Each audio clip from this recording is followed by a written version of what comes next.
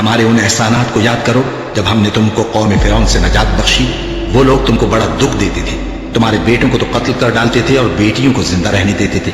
اور اس میں تمہارے پروردگار کی طرف سے بڑی سخت آزمائش تھی۔ اور جب ہم نے تمہارے لیے سمندر کو پھاڑ دیا، پھر تم کو تو نجات دی اور فرعون کی قوم کو غرق کر دیا، اور تم دیکھ رہے تھے۔ اور جب ہم نے موسیٰ سے 40 رات کا وعدہ کیا تو تم نے ان کے پیچھے بچڑے کو معبود مقرر کر لیا اور تم ظلم کر رہے تھے۔ پھر اس کے بعد ہم نے تم کو معاف کر دیا تاکہ تم شکر کرو۔ اور جب ہم نے موسیٰ کو کتاب اور معجزے عنایت کیے تاکہ تم ہدایت حاصل کرو۔ اور جب موسیٰ نے اپنی قوم کے لوگوں سے کہا کہ بھائیو، تم نے بچڑے کو معبود ٹھہرانے میں اپنی جانوں پر ظلم کیا ہے، تو اپنے پیدا کرنے والے کے آگے توبہ کرو، پھر اپنوں کو قتل کرو، تمہارے خالق کے نزدیک تمہارے حق میں یہی بہتر ہے۔ پھر اس نے تمہارا قصور معاف کر دیا، وہ بے شک بڑا معاف کرنے والا ہے، بڑا مہربان ہے۔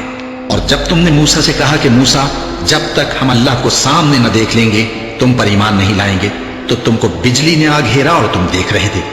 پھر موت آ جانے کے بعد ہم نے تم کو اثر نو زندہ کر دیا تاکہ احسان مانو۔ اور ہم نے بادل کا تم پر سایہ کیے رکھا اور تمہارے لیے من و سلوہ اتارتے رہے کہ جو پاکیزہ چیزیں ہم نے تم کو عطا فرمائی ہیں ان کو کھاؤ پیو، مگر تمہارے بزرگوں نے ان نعمتوں کی کچھ قدر نہ جانی، اور وہ ہمارا کچھ نہیں بگاڑتے تھے بلکہ اپنا ہی نقصان کرتے تھے۔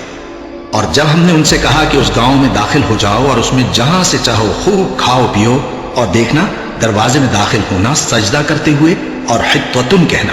ہم تمہارے گناہ معاف کر دیں گے اور نیکی کرنے والوں کو اور زیادہ دیں گے،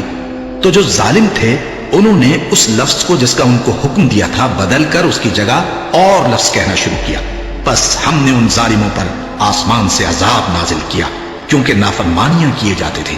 اور جب موسیٰ نے اپنی قوم کے لیے ہم سے پانی مانگا تو ہم نے کہا کہ اپنی لاٹھی پتھر پر مارو، انہوں نے لاٹھی ماری تو اس میں سے 12 چشمے پھوٹ نکلے، اور تمام لوگوں نے اپنا اپنا گھاٹ معلوم کر کے پانی پی لیا۔